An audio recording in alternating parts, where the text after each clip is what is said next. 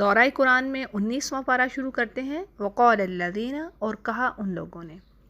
لیکن میں سورۃ الفرقان سے ہی لوں گی جو کہ 18ویں پارے کے بالکل لاسٹ میں ہے، تو پراپر طریقے سے ہم دیکھ کے چلیں گے سورہ با سورہ، ٹھیک ہے؟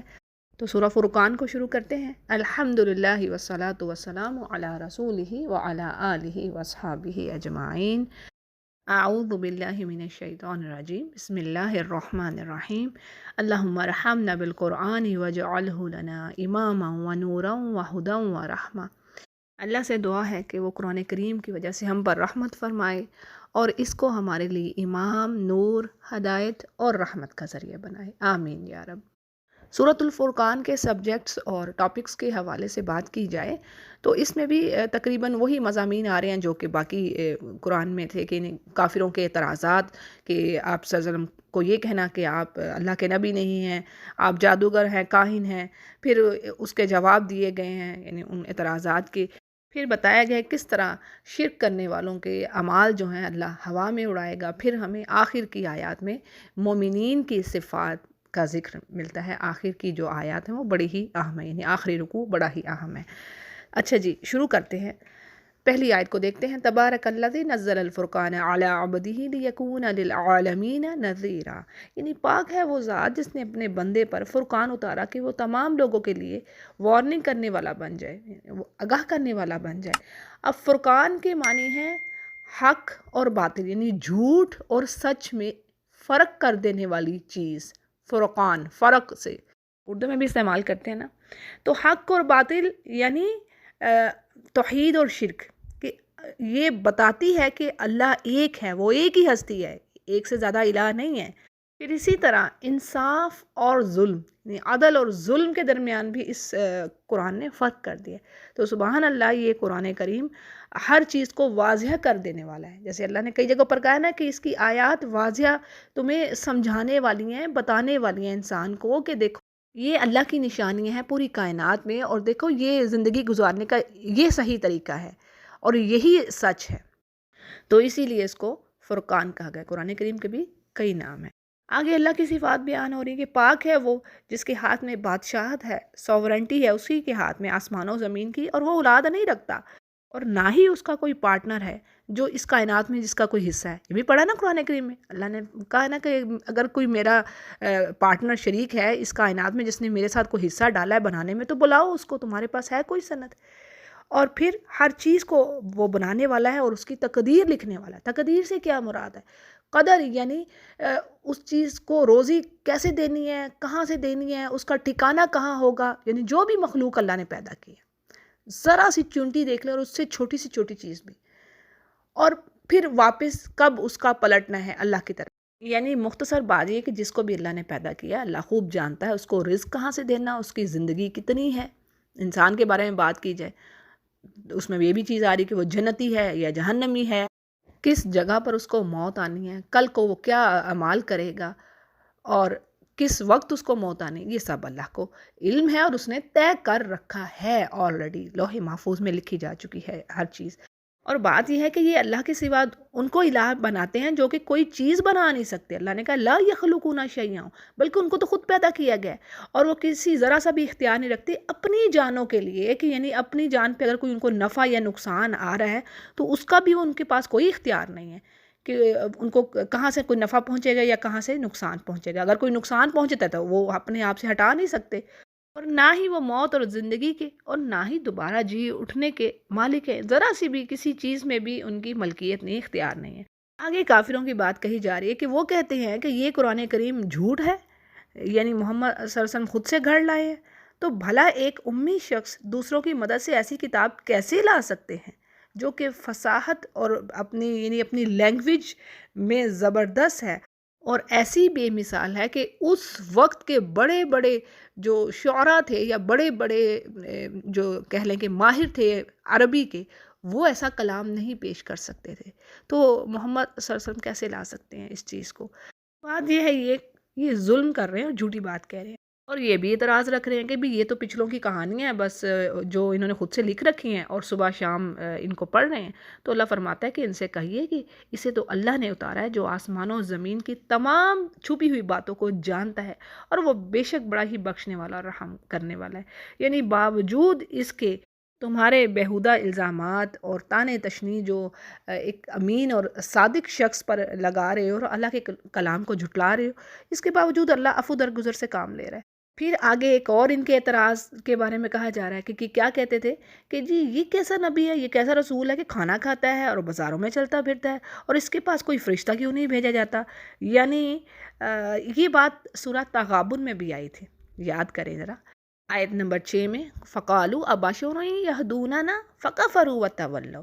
یعنی کیا کہا جب بھی رسول آئے ان کے پاس تو انہوں نے کہا کہ یہ تو ایک بشر ہے، یہ ہمیں ہدایت دیتا ہے، بس انہوں نے کفر کیا اس چیز سے اور پلٹ گئے۔ یہاں پر بھی یہی بات کہی جا رہی ہے کہ بھئی یہ کیسا رسول ہے اور اس کے ساتھ کوئی نبی کیوں نہیں ہوتا جو اس کا مددگار ہو، یعنی وہ بھی ہمیں ڈراتا۔ تو اس اعتراض کا جواب بھی قرآن کریم میں اللہ نے دی ہے۔ یعنی یہ کہا گیا کہ بھی اگر زمین پر فرشتے ہوتے تو ہم فرشتے ہی بھیجتے، لیکن زمین پر انسان ہیں تو انسانوں کے روپ میں ہی نبی آئے گا نا، تاکہ وہ اچھے سے ان کی بات سمجھ سکے اور ان کو اللہ کی بات سمجھا سکے۔ اچھا، پھر اعتراض کیا کرتے ہیں کہ یا پھر اس نبی کے پاس کوئی خزانہ ہی ہوتا، یعنی کہ یہ کسی سے رزق کی طلب ہی نہ کرتا، پھر اسی طرح یا کوئی اس کے پاس باغ ہی ہوتا جس میں سے یہ کھاتا پیتا، اور ہم سے تو اس کی جو حیثیت تھی وہ فرق ہوتی۔ یہ تفسیر میں بات آ رہی ہے۔ اور ان ظالموں نے یہاں تک کہا کہ بھی تم ایسے آدمی کے پیچھے ہو جس پر جادو کر دیا گیا ہے، یعنی وہ دیوانہ ہے۔ تو اللہ فرماتے کہ آپ ان باتوں کا خیال نہ کیجئے کہ یہ لوگ آپ کی نسبت کیسی باتیں کرتے ہیں، یہ خود ہی بہکے ہوئے ہیں اور یہ راہ پر نہیں آ سکتے۔ تو اللہ تعالیٰ تو ایسا بابرکت ہے کہ اگر چاہے تو آپ کو بہت سے ایسے باغات عطا فرمائے جو دنیا کے باغوں سے کہیں درجہ بہتر ہوں اور جن کے نیچے نہریں بہہ رہی ہوں، اور آپ کو بہت اچھا محل دے، یعنی رہنے کا ٹھکانہ آپ کا بڑا خوبصورت ہو۔ مختصر بات یہ کہ یہ جو باتیں کہہ رہے ہیں، یہ جو اعتراض کر رہے ہیں کافر، یہ تو اللہ کے لیے کچھ بات ہی نہیں ہے۔ بھئی اللہ تعالیٰ نے تو اپنے خیر البشر کو، سید الانبیاء کو وہ کچھ دینے کا وعدہ کر رکھا ہے کہ جو کسی کے ساتھ نہیں کیا۔ حوض کوثر آپ کو عطا فرمائی، یعنی خیر کثیر، بہت زیادہ خیر کی چیز ہے۔ تو یہ تو ان کو تو کچھ علم ہی نہیں ہے، بات یہ ہے۔ اور بے شک ہم نے آگ کا عذاب تیار کر رکھا ہے قیامت کے دن کو ان کے لیے۔ اگلی آیت میں نقشہ کھینچا گیا کہ اس آگ کا اور ان کی حالتوں کا، کافروں کی، کہ کیا ہوگا۔ جیسے اللہ فرماتے ہیں کہ جب وہ دور سے دیکھے گی یعنی جہنم، تو اس کا غصہ، بپھرنا اور دھاڑنا یہ سنیں گے، اور جب جہنم کی کسی تنگ جگہ میں ان کی یعنی ان کو باندھ کر پھینکا جائے گا تو وہاں یہ اپنے لیے موت ہی موت پکاریں گے۔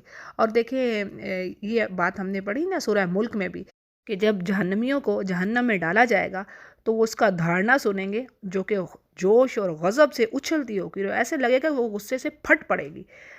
یہ سورہ ملک میں بات آتی ہے۔ پھر اسی طرح سورہ قاف میں بھی کیا بات پڑھی ہم نے کہ یعنی بے تحاشا لوگوں کو وہ لے جائے گی، اور پھر بھی وہ کہے گی حل من مزید، یعنی یہ اس کی آواز آ رہی ہوگی کہ مزید اور بھی ہیں جو آگ میں جانے والے۔ سورہ قاف کی آیت نمبر 30۔ اور پھر سورہ صافات میں بھی ہم نے پڑھا کہ کیسے جہنمیوں کو پینے کو زخمیوں کا پیپ دیا جائے گا، اور کھولتا ہوا پانی ان کے سروں پر ڈالا جائے گا، اور ان کو جو پھل کھانے کو دیا جائے گا جس درخت سے، وہ ایسے ہوں گے جو گویا شیطانوں کے سر، یعنی اتنے گندے شکل ان کی کری ہوگی اور بدبودار ہوں گے۔ اللہ تعالیٰ بچائے اس آگ سے، یا رب کرم کر تو اپنا رحمت کرنا، ہمیں تو آگ سے بچا اور ہمارے پیاروں کو اور اس دن ہمیں ان میں سے کر دینا جن پر نہ خوف ہو نہ غم ہو، آمین یا رب۔ جب بھی قرآن کریم میں آپ جہنم کے بارے میں پڑھیں تو ضرور اللہ کی پناہ مانگیے اس سے، پھر جب جنت کے بارے میں پڑھیں تو اللہ سے جنت کا سوال کریں، ٹھیک ہے جی۔ پھر آگے بات آ رہی ہے کہ وہاں پر یہ موت ہی کو پکاریں گے، اور ان سے کہا جائے گا کہ آج ایک ہی موت کو نہ پکارو بلکہ بہت ساری موتوں کو پکارو، یعنی تمہیں موت تو آنی نہیں ہے۔ یہ ایک طنزیہ بات کہی گئی ہے، اور آپ کہہ دیں اے نبی کہ کیا یہ چیز بہتر ہے یا پھر وہ ہمیشہ رہنے والی جنت بہتر ہے جس کا وعدہ نیکوں سے کیا گیا ہے، جو ان کا وہ بدلہ ہوگا جو انہوں نے کیے ہوں گے، اور وہ بہترین یعنی اصلی جگہ تو وہی ہے لوٹنے کی، اور جو وہ چاہیں گے ان کے لیے وہاں پر موجود ہوگا اور ہمیشہ وہ رہیں گے۔ اور یہ تو آپ کے رب کے ذمے ایک وعدہ ہے جو یعنی یہ اللہ نے وعدہ کر لیا ہے نیکوکاروں کے ساتھ، ایمان والوں کے ساتھ، یعنی یقیناً یہ ایسا وعدہ ہے جو کہ پورا ہو کر رہے گا۔ اگلی آیت میں کافروں کے بارے میں ذکر ہے اور ان کے معبودوں کے بارے میں کہ اللہ فرماتے ہیں جن کو یہ پوجتے تھے اللہ کے سوا ان کو اور پوجنے والوں، یعنی سب کو جمع کر کے پوچھے گا ان کے معبودوں سے کہ کیا تم نے میرے بندوں کو گمراہ کیا، یا خود ہی یہ گمراہ ہو گئے۔ اب دیکھیں دنیا میں جن کی عبادت کی جاتی ہے اور جاتی رہے گی، یعنی ہوگی بھی، وہ کیا کیا چیزیں ہیں؟ ایک تو پتھر، لکڑی اور جو مورتیاں بنی ہوئی ہیں اور دیگر دھاتوں سے جو مورتیاں بنائی ہیں وہ غیر عاقل ہیں، ٹھیک ہے۔ اور اسی طرح اللہ کے نیک بندے بھی ہیں جو عاقل ہیں، مثلا حضرت عزیر، حضرت مسیح علیہ السلام اور دیگر بہت سارے نیک بندے، اور اسی طرح کچھ لوگ فرشتے اور جنات کی بھی پجاری ہوتے ہیں۔ تو اللہ تعالیٰ ان تمام کو سے ان کو جو غیر عاقل ہیں ان کو بولنے کی قوت دے گا، ٹھیک ہے، اور ان سے پوچھے گا کہ بھی تم بتاؤ میرے بندوں کو تم نے حکم دیا تھا عبادت کا۔ اب آگے کیا ہے، وہ جواب دیں گے کہ تو پاک ذات ہے، خود ہمیں یہ بات ہمارے لیے مناسب نہیں تھی کہ تیرے سوا ہم کسی اور کو پکارتے۔ تو بات یہ ہے کہ تو نے تو انہیں اور ان کے باپ دادوں کو بہت کچھ دیا، خوشحالی دی زندگی کی، لیکن یہاں تک کہ وہ ہر بات، ہر نصیحت کو بھلا بیٹھے، یہ لوگ تھے ہی ہلاک ہونے والے۔ یعنی یہ بات وہ کہیں گے، آگے سے معبود جو ہیں وہ یہ جواب دیں گے کہ ہمیں کیا معلوم۔ اب دیکھیں نا جو قبروں میں دفن ہے بیچارے، ان کو کیا معلوم، انہوں نے تو نہیں نہ کہا کسی کو، اگر جو کوئی نیک صحیح مومن بندہ تھا تو اس نے تو نہیں کہا کہ مجھے پوجو آ کے، جو قبر میں چلا گیا۔ بہت سارے ایسے ہیں جو اب درباروں پر کہ وہ جو قبروں میں مدفون ہے، اور پیچھے ان کی ہسٹری پڑھیں تو وہ تو بڑے بڑے عالم تھے، نیک بندے تھے اللہ کے، تو انہوں نے تو نہیں کہا کہ یہ کام کرو، میری قبر پر سجدہ کرو۔ تو یہ چیز یہاں پر آ رہی ہے۔ آگے اللہ مشرکوں سے کہے گا کہ تم نے جن کو معبود سمجھا اور وہ تو تمہاری اب تمام باتوں کو جھوٹا قرار دے رہے ہیں، اور تم نے دیکھ لیا ہے کہ اب وہ تم سے تو بری ہیں۔ کیا اب تمہارے اندر یہ طاقت ہے کہ تم میرے عذاب کو اپنے سے پھیر لو یا اپنی پھر کوئی مدد کر لو؟ اور بات یہ ہے کہ جس نے یہ ظلم کیا ہے اسے بڑا عذاب چکھائیں گے۔ آگے نبی سے کہا جا رہا ہے کہ آپ سے پہلے بھی بہت سارے رسول آئے، اور بے شک وہ چلتے پھرتے تھے، کھانا کھاتے تھے، پیتے تھے، یعنی انسان تھے۔ اسی طرح سورہ رعد میں بڑی اہم بات اللہ فرماتے ہیں، آیت نمبر 38 میں، یقیناً ہم نے آپ سے پہلے رسول بھیجے اور ہم نے ان کے لیے بیویاں بھی بنائیں، وَجَعَلْنَا لَهُمْ أَزْوَاجًا وَذُرِّيَّةً، یعنی ہم نے ان کو بیویاں بھی دی اور اولاد بھی دی، بچے بھی دیے ان کو۔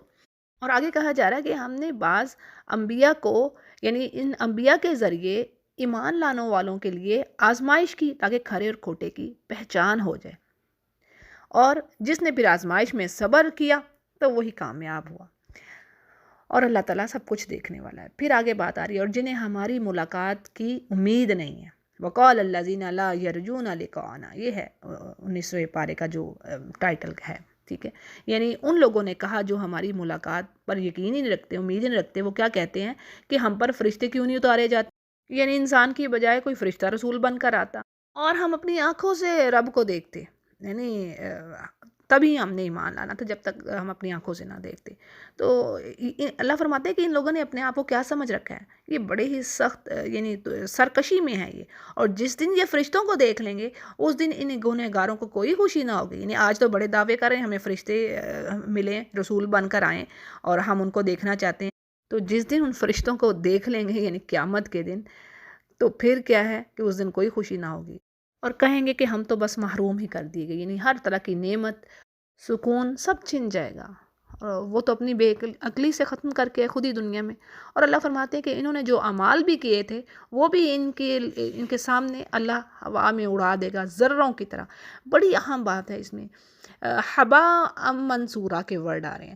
اب حبا کا ذرا میننگ سمجھے گا کہ یہ ایسے باریک ذروں کو کہتے ہیں جو کسی سوراخ سے گھر کے اندر داخل ہونے والی جو سورج کی روشنی ہوتی ہے نا، سورج کی روشنی میں بعض اوقات آپ دیکھتے ہیں ذرے ایسے نظر آ رہے ہوتے ہیں، کچھ نہ کچھ اڑتا ہوا، آپ ہاتھ سے ان کو پکڑنا چاہیں تو بھی نہیں پکڑ سکتے۔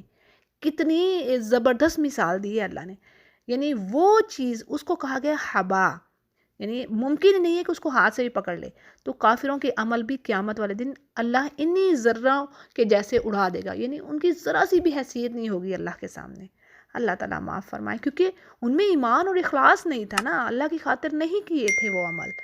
تو بات تو پہلے دیکھیں نا، سب سے بڑی مثال ابو طالب کی ہم دیکھ لیں، نبی کریم صلی اللہ علیہ وسلم کے چچا، اتنی محبت کرتے تھے وہ ان سے، لیکن اسلام نہ لائے، ایمان پر نہ آئے، اب ان کے پیر بھی جلائے جائیں گے، اور وہ جو سارا جسم پھر بھی بچ گیا، یعنی ان کو سب سے ہلکا جو عذاب دیا جائے گا، تو لیکن وہ ان کو لگے گا کہ جیسے مجھے بہت سخت عذاب دیا جا رہا ہے۔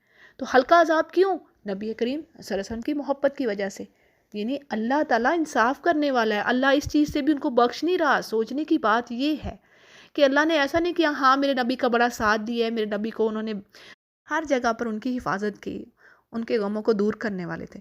تو بات یہ ہے کہ اللہ کی نظر میں شرک سے بری ہونا چاہیے، تو باقی اعمال سب گئے نا، صرف عذاب میں تو وہ بھی جلیں گے نا، پاؤں ان کے جلیں گے۔ اچھا جی، اب اس کے برعکس جنتیوں کے بارے میں کہا جا رہا ہے کہ جنتیوں کا ٹھکانہ بہت ہی عمدہ ہوگا، بہتر ہوگا، اور ان کی جو رہنے کی خوابگاہیں جو ہیں، ان کے جو کمرے ہیں سونے کی جگہ، وہ بہترین ہوں گی۔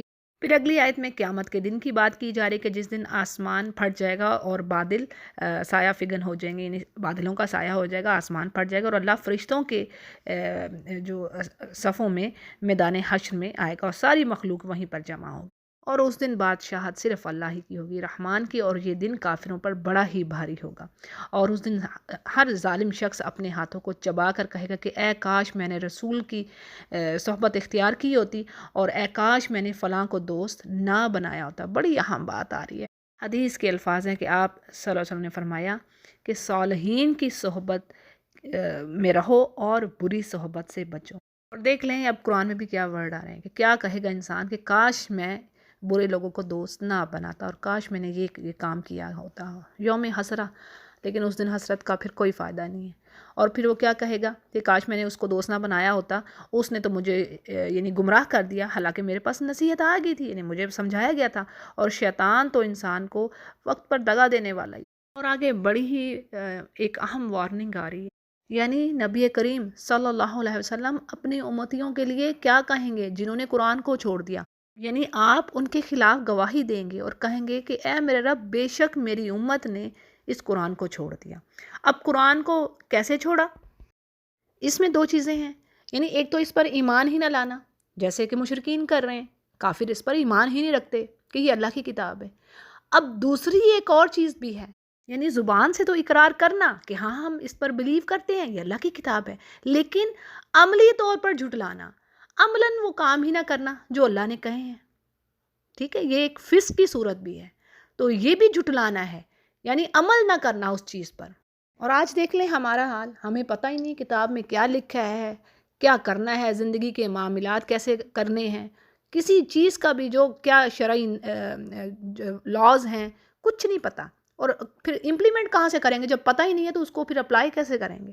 تو اللہ تعالیٰ ہمیں اس خسارے سے بچائے، اس بات سے کہ ویسے تو ہم بڑے دعوے کرتے ہیں کہ یا رب نبی کریم صلی اللہ علیہ وسلم کی شفاعت نصیب فرمانا، ہم تو ان کے امتی ہیں، تو یہ بات بھی تو نبی ہی نے کہنی ہے نا اس روز۔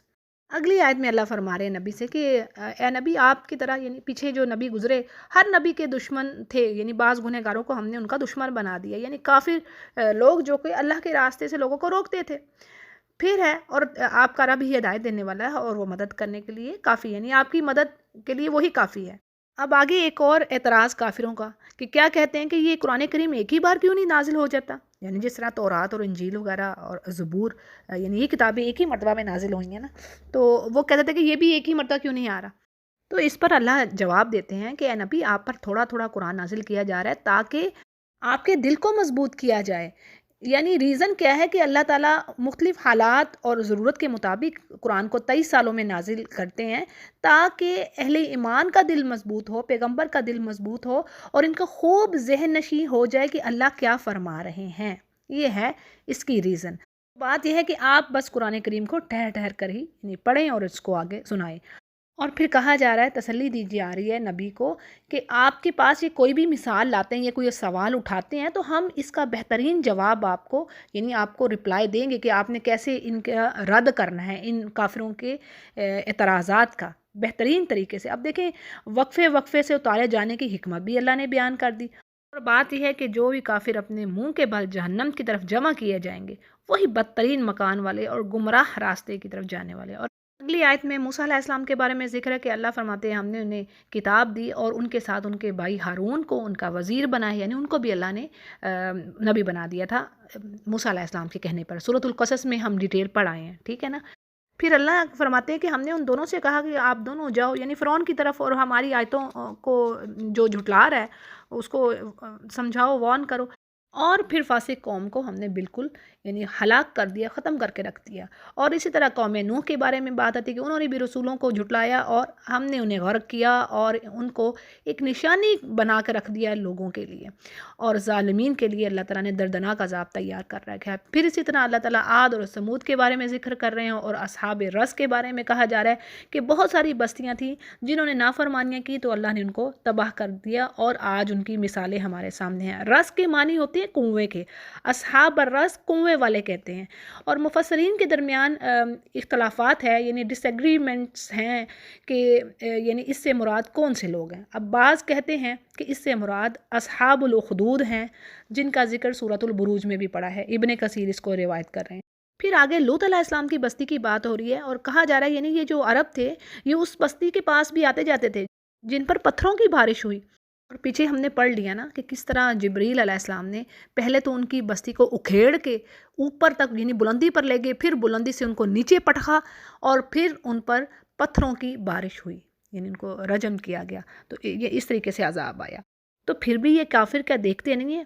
حقیقت یہ ہے کہ انہیں مر کر اٹھنے کی امید ہی نہیں ہے، یعنی یوم آخرت پر یقین ہی نہیں رکھتے، اور جب بھی آپ کو دیکھتے ہیں تو مسخرہ پن کرتے ہیں، یعنی نبی کو جب دیکھتے ہیں تو ٹھٹے بازیاں کر رہے ہیں، مسخرہ پن کر رہے ہیں، اور کہتے ہیں کہ کیا یہ وہی شخص ہے جنہیں اللہ نے رسول بنا کر بھیجا، یعنی یہ طنزیہ باتیں، مذاق کہ کیا یہ رسول ہے، یعنی انتہا کا گھٹیا پن۔ اور پھر کیا کہتے ہیں کہ ہم تو اس پر اپنے معبودوں پر جمے ہوئے ہیں، نہیں تو اس نے تو ہمارے معبودوں سے ہمیں بہکا دینا تھا، اور اس نے تو کوئی کسر نہیں چھوڑی تھی۔ اور بات یہ ہے کہ اللہ فرماتے ہیں جب یہ عذابوں کو دیکھیں گے تو انہیں صاف پتہ چل جائے گا کہ پوری طرح سے راہ سے بھٹکا ہوا کون ہے۔ اور پھر کہا جا رہا ہے کہ نبی سے کہ کیا آپ نے ایسے شخص کو دیکھا ہے جو اپنی خواہش نفس کو اپنا معبود بنا لے؟ اب دیکھیں یہاں پر تھوڑی سی بات ڈیفرنٹ کر کے آئی ہے، یعنی ایک تو جیسے پیچھے بتوں کی بات ہو گئی، بتوں کو معبود بنائے، لیکن دنیا میں ایسے لوگ بھی ہیں جو اپنی خواہشات کو معبود بنا لیتے ہیں، یعنی انہیں الہ بنا لیا، جو دل میں بات آئی اچھی لگی جو نفس کو، بس وہی دین ہے اور وہی مذہب ہے۔ اب اپنی خواہش کو پورا کرنے کے لیے وہ سارے حرام حلال کام کرے گا۔ اس کی تفسیر میں ابن عباس رضی اللہ عنہما نے بڑی زبردست بات کی ہے، بڑی مثال بڑی اچھی ہے۔ وہ کہتے ہیں کہ زمانہ جاہلیت میں آدمی ایک عرصے تک سفید پتھر کی عبادت کرتا رہا، وائٹ کی، ٹھیک ہے۔ جب اسے اس سے بہتر پتھر نظر آیا تو وہ اس پتھر کو چھوڑ دیتا اور پھر دوسرے پتھر کی پوجا شروع کر دیتا۔ یعنی ایسے شخص ہیں جن کو عقل بالکل بھی نہیں ہے، محض اپنی خواہش کو ہی پورا کر رہے ہیں، اور یہ مثال کہیں بھی آپ لگا سکتی ہیں، جیسے میں نے پیچھے بھی بات کر دی کہ اپنی خواہش کے پیچھے ہی حرام کام کیے جانا۔ اور کہا جا رہا ہے کہ کیا آپ یہ سمجھتے ہیں کہ ان میں سے اکثریت سنتی ہے یا عقل رکھتی ہے؟ یعنی اکثریت انسانوں کی ایسی نہیں ہے، بلکہ یہ چوپایوں کے جیسے ہیں، بلکہ ان سے بھی برے ہیں۔ بل ہم اضل سبیلا، یعنی جانوروں سے بھی بدتر ہیں۔ اور یہ بات قرآن کریم میں سورۃ البینہ میں بھی پڑھی ہم نے کہ اللہ فرماتے ہیں جو مشرکین ہیں وہ سب سے بدترین مخلوق ہے اس زمین پر، شر البریہ۔ اگلی آیات میں اللہ اپنی نشانیاں دکھا رہا ہے، انسانوں کو بتا رہا ہے کہ کیا تم دیکھتے نہیں کہ تمہارے رب نے سائے کو کس طرح پھیلایا ہے، اور اگر وہ چاہتا تو اسے ٹھہرا ہی دیتا، یعنی اس کو ساکن کر دیتا، یعنی وہ ختم ہی نہ ہوتا۔ پھر اسی طرح اللہ فرماتے ہیں کہ سورج کو اللہ نے یعنی رہنما بنا دیا، یعنی دھوپ ہی سے تو سائے کا پتہ چلتا ہے، یعنی وہ چیزیں جو ایک دوسرے کے اپوزٹ ہیں، جو ضد ہیں، انہیں سے تو ان کا تعین ہوتا ہے، ان کے بارے میں پتہ چلتا ہے۔ مثال کے طور پر ایک چیز سفید ہے، اگر دوسری چیز کالی نہ ہوگی تو کیسے پتہ چلے گا کہ یہ چیز سفید تھی؟ یعنی دوسری چیز کالی ہے تو پھر فرق ہمیں پتہ چل رہا ہے۔ پھر آگے اسی سائے کے بارے میں بات ہے کہ اللہ تعالیٰ کس طرح اس کو اپنی طرف کھینچتا ہے، یعنی سائے کے لمبے ہونے اور چھوٹے ہونے، اسی سے ہمیں نمازوں کے ٹائم کا بھی پتہ چلتا ہے۔ پھر کہا جا رہا ہے کہ وہی تو ہے جس نے رات کو تمہارے لیے پردہ بنا دیا اور نیند کو سکون کا ذریعہ بنایا، یعنی وہ لباس کی طرح رات کام کرتی ہے کہ ہر چیز کو وہ ڈھانپ لیتی ہے، اور نیند ہی تو سکون دیتی ہے انسان کو، سارے دن کی تھکاوٹ دور ہوتی ہے، اور دن کو انسان اٹھ کر یعنی کھڑے ہونے کا وقت ہے، اس کے معاش کا جو سلسلہ ہے وہ جاری رہتا ہے، پھر آگے بارش کے بارے میں ذکر آتا ہے کہ وہ اللہ کی رحمت ہے. پہلے اللہ خوشخبری دینے والی ہواؤں کو بھیجتا ہے، یعنی موسم چینج ہوتا ہے، اور پھر آسمان سے اللہ پانی برساتا ہے تاکہ اس کے ذریعے سے مردہ شہر کو اللہ زندہ کرے، اور اپنی مخلوقات میں سے بہت سو کو، چوپائیوں کو، انسانوں کو اللہ پلاتا ہے. یعنی پانی ہی تو ایک بیسک چیز ہے، پانی ہی سے اللہ نے بنایا انسانوں کو. سورۃ الانبیاء میں یہ بات آتی ہے کہ ہر چیز جو جاندار ہے اس کو میں نے پانی سے بنایا. سبحان اللہ. پھر قرآن کریم کے بارے میں اللہ فرما رہا ہے کہ بے شک ہم نے اس کو کئی طرح سے لوگوں کو سمجھایا، یعنی مثالیں دے دے کر سمجھایا کہ قرآن کو سمجھو، نصیحت حاصل کرو. لیکن کیا ہے کہ اکثریت ناشکروں ہی کی ہے، وہ نہیں مانتے. پھر آگے کہا جا رہا ہے کہ اللہ اگر چاہتے تو ہر بستی میں ایک میسنجر بھیجتے. یعنی اللہ نے آپ نبی کریم صلی اللہ علیہ وسلم کو ہی اب تمام بستیوں کے لیے نذیر بنا کر بھیجا ہے. ٹھیک ہے. اور کہا گیا ہے کہ پس آپ کافروں کا کہنا نہ مانیں اور قرآن کے ذریعے سے یعنی اپنی پوری طاقت سے جہاد کریں، یعنی دین کو پھیلانے میں، دین کو نافذ کرنے میں پوری جد و جہد کریں، سٹرگل کریں. پھر آگے اللہ فرما رہے ہیں یہاں پر 2 سمندروں کے بارے میں کہ جن کو اللہ نے آپس میں ملا دیا. اب ایک میٹھا مزیدار پانی ہے اور ایک کھاری اور کڑوا پانی ہے، لیکن اللہ نے دونوں کے درمیان ایک بیریئر رکھ دیا، ایک حجاب مضبوط اوٹ بنا دیے جس سے وہ دونوں مکس نہیں ہوتے. تو سبحان اللہ، یہاں پر وہ جو 2 بحرین، جو یعنی 2 سمندر جو ملتے ہیں ان کے بارے میں ہے، اور یہ ایک سائنٹیفک کہہ لیں پروف ہے جو اللہ نے یہاں پر دے دیا کہ اب تم دیکھ لو کہ اس کے کیسے کتنا بڑا معجزہ ہے کہ ایک کڑوا پانی ہے پینے کے قابل نہیں، اور ایک میٹھا پانی ہے، لیکن دونوں ملتے نہیں ہیں، مکس نہیں ہوتے. اور یہ بھی ہے کہ ان دونوں سے ہی سی فوڈ حاصل کیا جاتا ہے. پھر انسان کے بارے میں کہا جا رہا ہے کہ جس نے پانی سے انسان کو پیدا کیا، یعنی وہ رب العزت، اور پھر اسے اللہ نے نسب والا بنا دیا، سسرالی رشتوں والا کر دیا. یعنی نسب سے مراد وہ رشتہ داریاں ہیں جو ماں باپ کی طرف سے ہوں، اور سحر سے مراد جو شادی کے بعد بیوی کی طرف سے رشتہ داری ہوں. یعنی دونوں طرف کے اللہ تعالیٰ نے رشتے بتا دیے کہ اللہ نے انسان کو ایسا کر دیا. سبحان اللہ، یہ اس کا کرم فضل ہے کہ اس نے رشتہ دار دیے ہیں، جو دوست احباب دیے ہیں. پھر ہے بلا شبہ آپ کا رب ہر چیز پر قادر ہے، اور یہ اللہ کو چھوڑ کر ان کی عبادت کرتے ہیں جو تو نہ کوئی نفع دے سکتے ہیں، نہ کوئی نقصان پہنچا سکتے ہیں. اور بات یہ ہے کہ یہ جو کافر ہے نا، یہ رب کے اگینسٹ ہی شیطان کی مدد کرنے والا ہے. یہ اللہ فرما رہے ہیں. پھر آگے اللہ تعالیٰ نبی کے بارے میں کہہ رہے ہیں کہ ہم نے آپ کو خوشخبری دینے والا، یعنی گڈ نیوز اور وارننگ دینے والا بنا کر بھیجا ہے. اور ان کافروں سے آپ کہیے کہ میں تم سے کوئی بدلہ تو نہیں چاہ رہا، کوئی اجر تو نہیں مانگ رہا، جو میں پریچ کر رہا ہوں، جو تمہیں اللہ کی طرف بلا رہا ہوں، تو اس پر تم سے کوئی اجر تو نہیں چاہ رہا.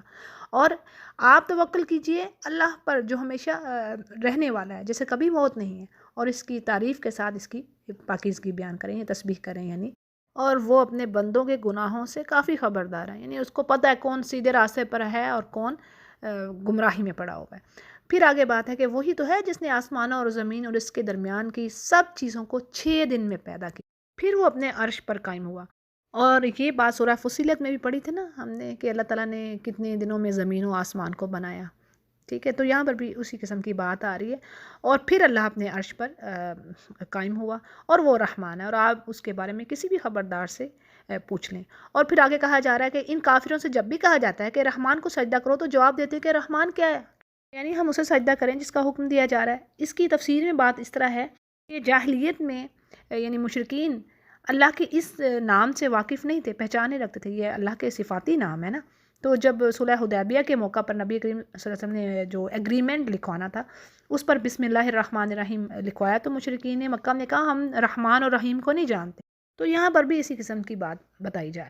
اور حقیقت تو یہ ہے کہ تبلیغ نے یعنی پریچ نے، اللہ کی طرف بلانے کے کام نے ان کی نفرت میں اور اضافہ ہی کیا ہے. یعنی وہ سیدھے راستے پر آنے والے نہیں ہیں، یہ یہاں پر مراد ہے. پھر جی آگے اللہ کی تعریف ہے، اور پھر آگے مومنین کی کوالٹیز کا آ رہا ہے. بہت زبردست اگلی آیات ہیں.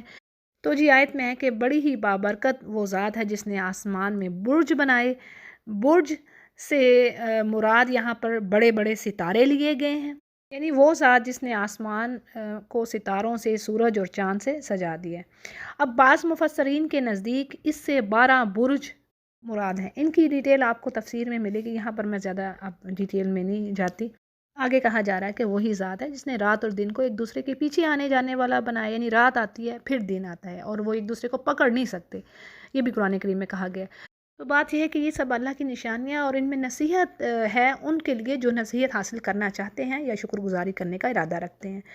اب آگے رحمان کے بندوں کی تعریف ہو رہی کہ رحمان کے سچے بندے وہ ہیں جو زمین پر عاجزی کے ساتھ چلتے ہیں، ہمبل ہیں، وہ تکبر نہیں کرتے، اور جب بے علم یعنی جاہل لوگوں سے ملتے ہیں، بات کرتے ہیں تو ان سے دور رہتے ہیں، سلام ان کو بھیجتے ہیں، یعنی فضول بحث و مباحثہ میں نہیں ان کے ساتھ پڑتے دین کے معاملے میں، اور ان کو سلام کہتے ہیں۔ یہ طریقہ کار بتا دیا گیا، یہ صفت پیچھے بھی بیان ہوئی قرآن میں۔ اور اب اور کیا کوالٹی ہیں ان مومنین کی؟ جو اپنے رب کے سامنے سجدے کرتے ہیں، کہ راتوں کو قیام کرتے ہیں، یعنی تہجد کے لیے اٹھنا، چاہے کتنے بھی آپ نفل پڑھ لیں، تو یہ ایک صالحین کا طریقہ کار ہے۔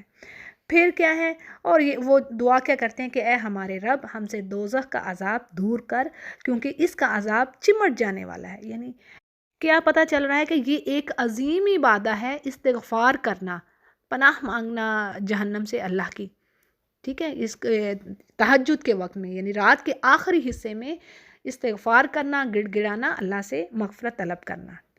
اور کیا کہتے ہیں کہ بے شک یہ بدترین جگہ ہے ٹھہرنے کی، رہنے کی، جہنم۔ اور پھر ایک اور خوبی کہ جب وہ خرچ کرتے ہیں تو اپنے مال کو اللہ کی نافرمانی میں خرچ نہیں کرتے، اور اسراف بھی نہیں کرتے، یعنی فضول خرچیوں میں پیسہ نہیں یعنی کر رہے، اور نہ ہی بخل کرتے ہیں، یعنی جہاں پر اللہ نے خرچ کرنے کو کہا ہے وہاں پر خرچ کرتے ہیں، یعنی مسکینوں پر، یتیموں پر، اور سب سے پہلے رشتہ داروں پر، ٹھیک ہے۔ جیسے کہ کئی مرتبہ یہ میں نے بات کہی ہے کہ آپ قرآن کریم میں اگر ترتیب دیکھیں گے تو رشتہ دار پہلے، جو مستحق ہیں، جو ڈیزرو کرتے ہیں۔ پھر ہے جی، اللہ کے ساتھ کسی کو معبود نہیں بناتے، اور کسی ایسے شخص کو قتل نہیں کرتے جسے اللہ نے منع کیا، یعنی ناجائز ناحق کسی کو قتل کر دینا، اور زنا نہیں کرتے۔ اس پر حدیث ہے، آپ سے پوچھا گیا کہ کون سا گناہ سب سے بڑا ہے، تو آپ صلی اللہ علیہ وسلم نے فرمایا کہ سب سے بڑا گناہ تو یہ ہے کہ تو اللہ کے ساتھ شریک ٹھہرائے، یعنی ان شرک لظلم عظیم، ٹھیک ہے، سب سے بڑا گناہ کہ اللہ کے ساتھ کسی کو پارٹنر بنانا۔ پھر حالانکہ اس نے تجھے پیدا کیا ہے۔ پھر پوچھا گیا کہ اس کے بعد کون سا بڑا گناہ ہے، تو فرمایا کہ اپنی اولاد کو اس خوف سے قتل کر دینا کہ وہ تیرے ساتھ کھائے گی۔ پھر پوچھا گیا پھر کون سا بڑا گناہ ہے، تو آپ نے فرمایا کہ یہ تو اپنے پڑوسی کی بیوی سے زنا کرے، اور پھر آپ نے فرمایا کہ ان باتوں کی تصدیق اس آیت سے ہوتی ہے، یعنی اس آیت میں یہ ساری باتیں آ رہی ہیں۔ اس حدیث کو بخاری اور مسلم دونوں روایت کرتے ہیں۔ تو اللہ فرماتے ہیں جو یہ کام کرے گا وہ اپنے اوپر سخت وبال لائے گا، اور اسے قیامت کے دن دوہرا عذاب دیا جائے گا، اور وہ ذلت و خواری کے ساتھ اس میں ہمیشہ رہے گا، اور سوائے وہ لوگ جو کہ توبہ کریں، ایمان لائیں، اور پھر نیک عمل کریں، اور ایسے لوگوں کے گناہوں کو اللہ دور فرما دے گا، یعنی ان کے گناہوں کو اللہ نیکیوں سے بدل دے گا، یعنی جو سچے دل سے توبہ کر لے گا اللہ اس کے پچھلے گناہوں کو معاف فرما دے گا، بلکہ نہ صرف معاف فرمائے گا بلکہ ان کی برائیوں کو اچھائیوں میں بدل دے گا۔ سبحان اللہ، اس سے بڑھ کر اور کیا چاہیے؟ وہ تو بخشنے والا اور مہربانی کرنے والا ہے۔ تو جی ہم نے ابھی تک 8 خوبیاں، بہترین کوالٹیز پڑھ لی ہیں مومنین کی، 8، ٹھیک ہے۔ اب آگے پھر بات آ رہی ہے کہ اللہ فرماتے ہیں جو شخص توبہ کرے اور نیک عمل کرے تو وہ حقیقتاً اللہ کی طرف واقعی رجوع کرنے والا ہوتا ہے، یعنی جو سچے دل سے توبہ کر لیتا ہے۔ اچھا، یہاں پر الفاظ ریپیٹ ہوئے ہیں، تو اس کی وجہ یہ ہے کہ پہلی توبہ کا تعلق کفر و شرک سے ہے، یعنی وہ اسلام میں آ گیا انسان، اور دوسری توبہ کا تعلق نافرمانی اور گناہوں کے کاموں سے بچنا ہے، توبہ کرنا ہے، ان سے واپس پلٹنا ہے، ٹھیک ہے جی۔ اور جو لوگ جھوٹی گواہی نہیں دیتے، اور اس میں جھوٹی بات یعنی ہر باطل چیز جو جھوٹی ہے وہ سب آئے گی، جیسے کہ لہو و لعب کی چیزیں، گانا، دیگر بیہودہ جاہلانہ رسوم اور کام، یہ سب اس میں شامل ہے کہ وہ ایسے کام نہیں کرتے، اور جب کسی لغو چیز سے ان کا گزر ہوتا ہے تو وہ شرافت سے گزر جاتے ہیں، یعنی ہر وہ بات جو نہ دنیا کا فائدہ دے نہ آخرت کا، اس سے وہ بچتے ہیں، اور جب انہیں ان کے رب کے کلام یعنی آیتیں سنائی جاتی ہیں تو وہ اندھے بہرے ہو کر نہیں گرتے، یعنی وہ اس سے غفلت نہیں برتتے بلکہ توجہ سے سنتے ہیں اور اس پر عمل کرتے ہیں، اور پھر دعا کیا کرتے ہیں کہ اے ہمارے رب، یہ دعا بڑی پیاری ہے اور اس کو روٹین کی دعاؤں میں لازمی رکھیے۔ ربنا حب لنا، یعنی کہ اے ہمارے رب، ہمیں تو ہماری بیویوں اور اولاد سے آنکھوں کی ٹھنڈک عطا فرما، اور ہمیں پرہیزگاروں کا امام بنا دے، لیڈر بنا دے، نیکوں کا، صالحین کا۔ تو اس دعا کو بالکل نہ چھوڑیے۔